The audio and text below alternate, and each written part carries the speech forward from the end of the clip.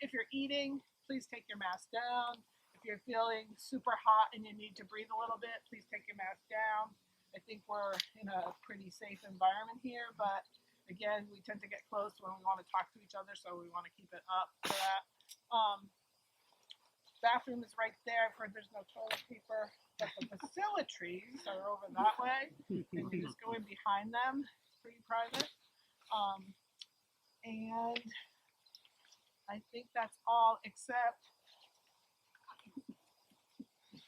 we want to show off our envelope and remind you that during these weird times that we have worked, just kept things going, tried to put a positive spin on things, and it's been, we never let up our show, and still we're doing it. We wish more people were with us, but we appreciate that you're here with us, and even though I know you're all members, if you have it in your heart to add a little more, we would appreciate that as well.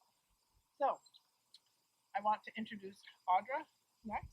Hi, I'm Audra Hanlon. I'm the Greater Lovell Land Trust intern for this summer. It's been amazing. I've been asked to say a little bit about myself.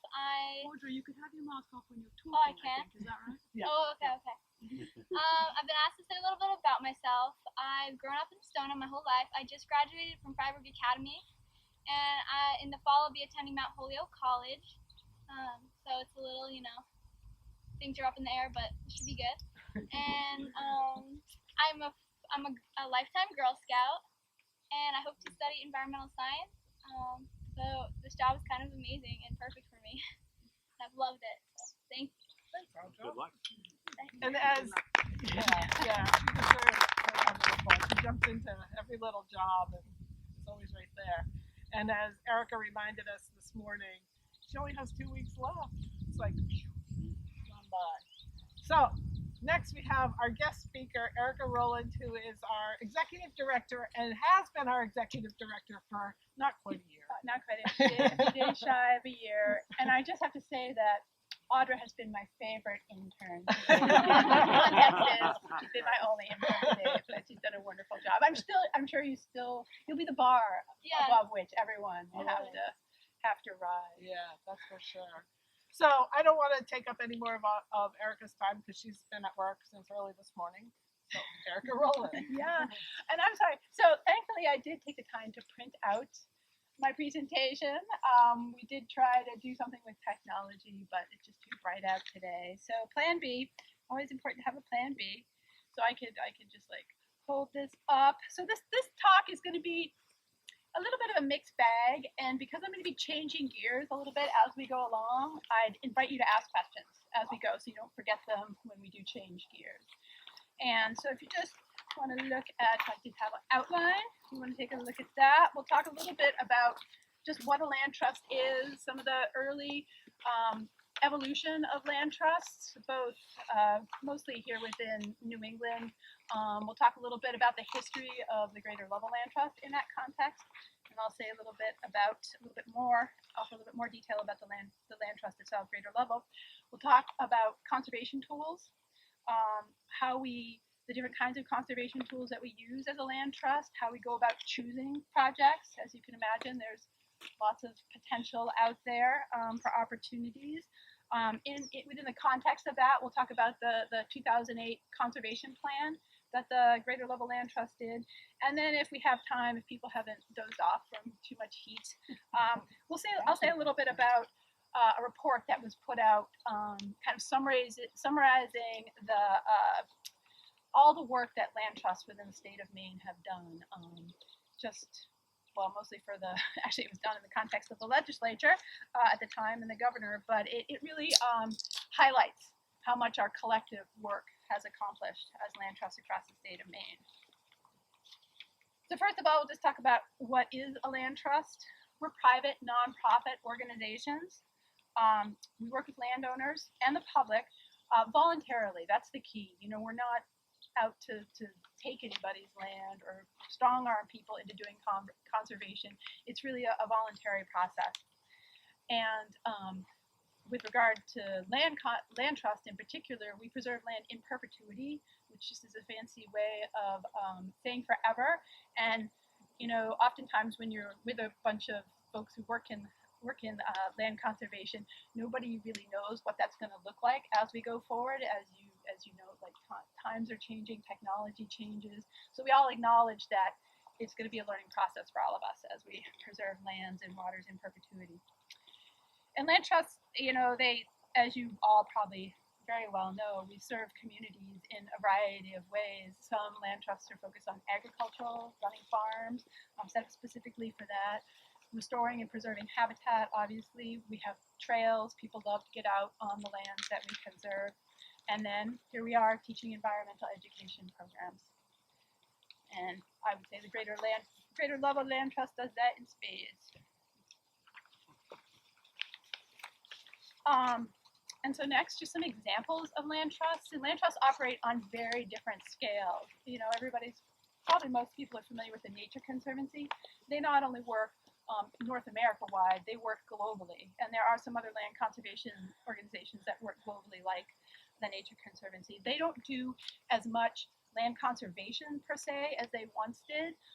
Actually, the Greater Lovell Land Trust has benefited from them divesting some of their own property.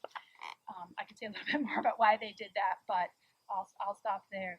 At the national level, we have the American Farmland Trust. Has anybody heard of American Farmland Trust?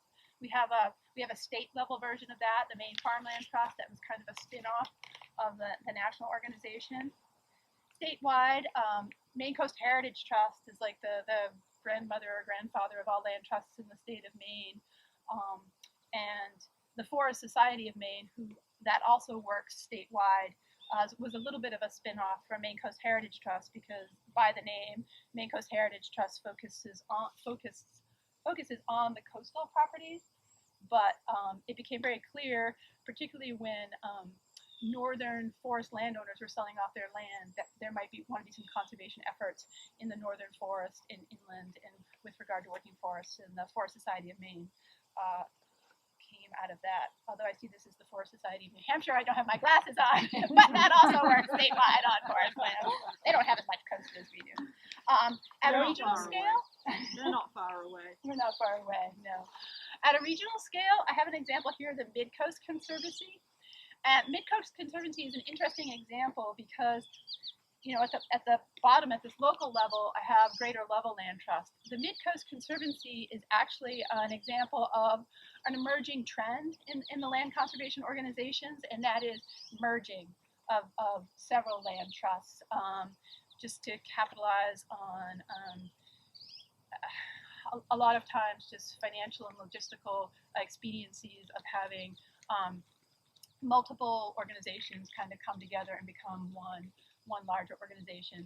There are pros and cons, but it is an example of that. And this, as it says, was a group of, I think, 5 organizations in the Mid-Coast that merged to become one larger organization. And then at the local level, we have the Greater Lovell Land Trust, and we have lots of examples in the state of Maine of kind of locally scaled land trust organizations. The next page is just kind of a brief timeline of how conservation organizations evolve. Trustees of the reservations, is anybody familiar with that in Massachusetts? Yeah, they're the earliest of the land trusts, and during their early years, and we'll talk about this a little bit more, they focused on fee acquisition, so purchasing land and creating preserves or reserves. During the 1960s and 70s, coming out of all the environmental changes that came out of the 1960s and 70s, conservation easements, and again, we'll get into a little bit more detail on conservation easements, evolved, and a lot of organizations, and I'll say a little bit more as to why, grew out of this, just the availability of conservation easements as a tool to protect land. I put in a note here that the Keysar Lake Association, which is now the Keysar Lake Watershed Association, was begun in 1979.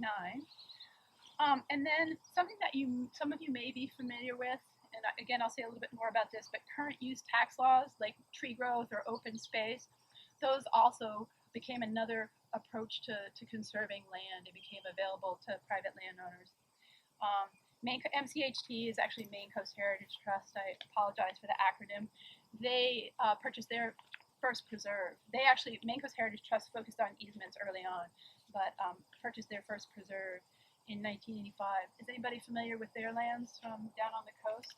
They own quite a bit of land now. They hold a whole lot of easements too. In the 1980s, the Congress created the IRS codes. And again, I'll say a little bit more about this later, but it allowed donations of either conservation easement or donations of conservation lands to be considered charitable deductions as part of income tax, personal income tax. So that was a huge boost in terms of people's willingness to protect their land in that way. And then by the 2000s, most regions in northern New England, most regions throughout the country, I would say, have land trusts of some sort. Out west, I lived out in Montana for a while, and the land trust there operated at a much bigger scale.